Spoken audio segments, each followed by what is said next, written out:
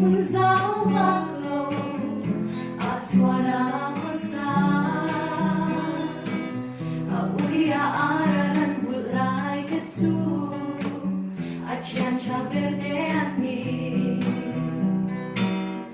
kapaku minta geito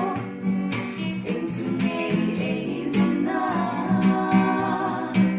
bibiminui renkibika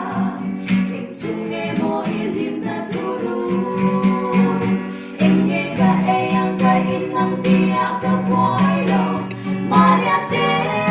tu siya tuilo hinalo in polo kan serong ka tin ka dong song chi ho ve muwa yang maila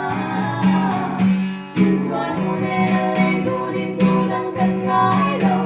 sirva shao tiang sha mi le lui lo mi moi den min oi vai vut ta sia vai vut ta ki re mai tu inge mo le kham tu kan ni le in sa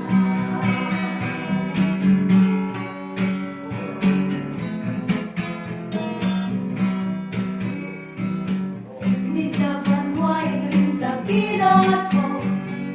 ni hau sa kan ni ati ma se tan ka le lu sen chami le ro tu swan tu ra ne lo kapaku min na le tho in sunge e zuna mi hau sa kan ni kisia in sunge e hau sa na turu inge ka eyang ka inang dia ka boilo maria te tu siya tuilo hinalo in polo kin serong ta kin ka dong song chi ho ve muwa yang maila sungkwa nule le du din du dang kan ngai lo sirva sha tiam sha mi le lui lo mi moi ten min oi vai vut ta siam vai vut ta ki re mai tu inge mo lu kham tu kan ne le in sa ko vele moi kan bu li